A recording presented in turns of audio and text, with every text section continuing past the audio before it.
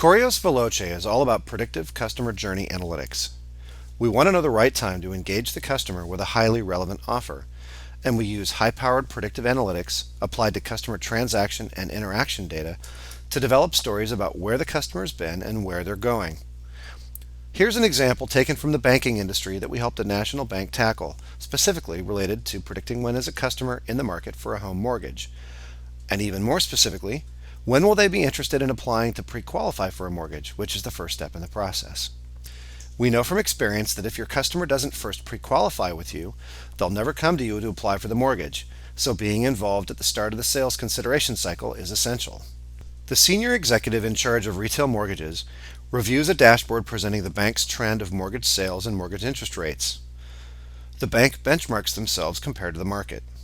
The left-hand chart shows that compared to national home sales, which have been growing steadily since the crash in 2008, displayed here, the bank's home sales matched the growth rate in the market up through 2012, and then growth flattened out. The forecast for Q3 and Q4 of 2016 look like continued growth for the market, but uncertain growth, if any at all, for the bank. The first thing that could be done is to examine the bank's interest rates charged on those mortgages, which have actually been getting more aggressive ever since 2011. And in fact, the last 24 months, the bank has taken an even more aggressive stance on its own rates, despite the average market rate being higher and relatively flat.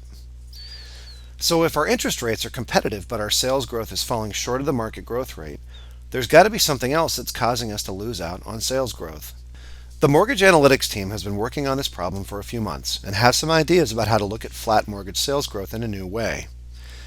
Rather than looking only at the profile of the customer at the time of the mortgage sale, they're drilling deeper by looking at the customer's transaction history and interaction history.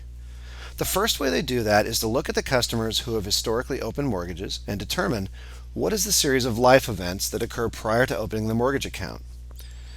Then we compare customers who haven't applied for mortgages in the matching time period and look for differences in the profiles between mortgage customers and non-customers. If we can find event sequences that actually differentiate the two groups, we could use that information to better predict the customers. Moreover, we could also tell which life events and sequences are leading indicators of when and how far in advance those customers would be interested in a mortgage offer. Looking at the left-hand chart, here are customers who have applied for mortgages, and we can see from these charts, which are called Sankey charts, what the path of events for each group of mortgage applicants was prior to applying. The width of each path is the number of customers following that path. If you look at the right-hand side of each path on the left-hand chart, you'll see that each one of these paths ends in applying for a home mortgage. The chart on the right-hand side of the page shows the complement. Here are customers who haven't applied for a home mortgage in the same calendar period of time. If we could track every current customer and find out what path they are on, we could tell whether they're on the way towards being in the market, at least with regards to life events and other interactions. We use the very same approach to analyze customer behavior online, such as web and mobile banking, and their interactions with the bank in the call center, the branch, at ATMs, with large transactions, and so on, in order to determine the leading indicators for an important event in the future, such as a mortgage application.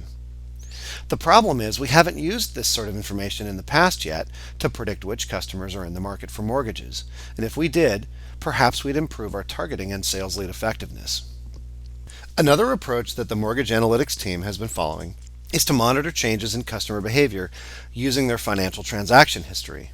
Unlike traditional approaches that only look at the average balance per customer over the last 3 to 6 months, now we're actually looking at weekly and daily changes in behavior, drilling deeper in leading indicators of being in the market for a mortgage. For instance, we know that prior to applying for a mortgage, savvy consumers will pay down their open credit accounts so that their debt-to-income measures look stronger to a potential lender. They'll also often consolidate their credit accounts in order to make their available credit limits look more conservative. So if we can find customers who are drawing down their credit balances and reducing their spending on credit, that could be useful to improve the way we identify customers who are getting ready to be in the mortgage market. Looking at the left-hand chart, this is monitoring the average balance in thousands of dollars of revolving credit balance for a peer group of customers. The peer group was selected based on similarity among a credit balance size, movement, and volatility. The customer in question, whose daily balance is displayed in red, has started inside the expected boundary for their peer group, But by the 17th of December, their balances dropped significantly, all the way to very near $0.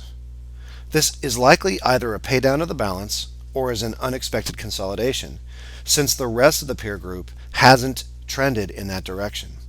As of the 17th of December, their likelihood of exhibiting behavior change has escalated.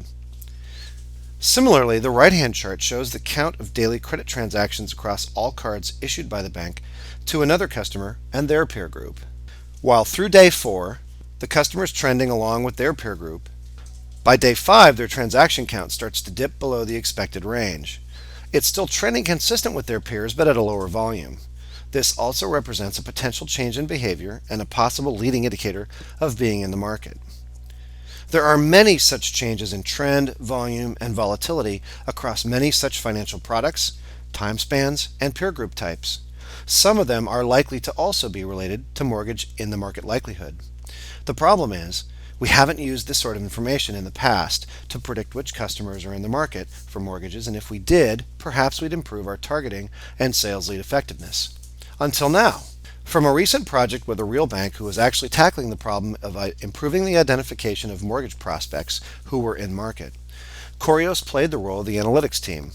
We built the analytics from the first example of event sequences tied to customer interactions, and we built the trending and behavior migration analytics from financial transaction histories, as in the second example. Then we built 2 predictive models to identify historical mortgage in-market customers. The first model used only baseline attributes of customers.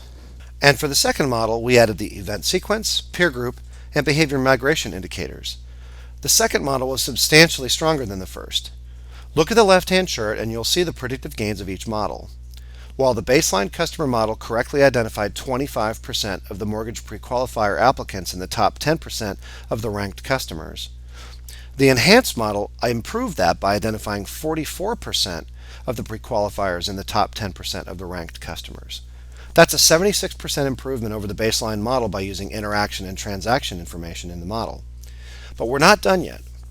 What makes this enhanced model really powerful is its performance inside the top decile, as shown on the right-hand chart. Among the top 2% of ranked customers using our enhanced model, we'd expect to correctly identify pre-qualifiers in over 7% of the customers we might contact, compared to only 1.7% of the pre-qualifiers in the top 2% of customers. That's a greater than 300% improvement in performance. But we're not done yet. Here's the really powerful implication of using interaction and transaction data as predictors in these scoring models. Transaction and interaction data get refreshed every day, and hence our scores update every day.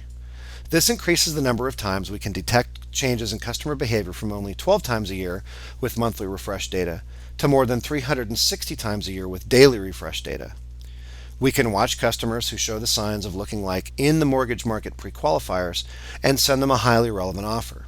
Our enhanced model tells us we will probably improve the likelihood of sending them a highly relevant offer 3 times as often as if we only used monthly data. On this page, the upper left chart shows a comparison of customers from our results who became pre-qualifiers in January, in blue, versus those that didn't pre-qualify, in green, as the scores for the entire group of customers refresh every day. The lower left chart shows that we can be highly selective, as nearly all the most attractive customers are in the top decile. The chart on the upper right shows how on a daily basis, individual customers like 1, 2, 3, and 4 all escalate their likelihood to be in the market at different times, up to the point where they actually applied for a mortgage pre-qualification, and then their scores dropped off again.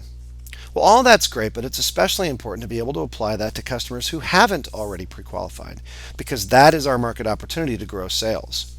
That's in the lower right-hand chart. Here are customers who haven't already applied, but customer number 5 started peaking on December 5th. Customer 6 started peaking on December 23rd. Customer 7 and 8 started peaking on December 29th, and they're both still in the market. Better go call them. So how would we do that? We track all these scores in our analytics database, and then we can send targeted campaigns to each customer as their scores peak. We can send the highest scoring customers directly to the call center, while we can send an email or mobile banking offer to the customers whose scores are growing but not yet at their prime. The key is that we identify who the in the market for mortgage customers are when their scores are high, and we target them effectively at the right time. By tracking the customer's responses to these campaigns, we can solidify their interest in a highly relevant mortgage offer, and we can also gather more information that will further improve the effectiveness of our predictive models over time.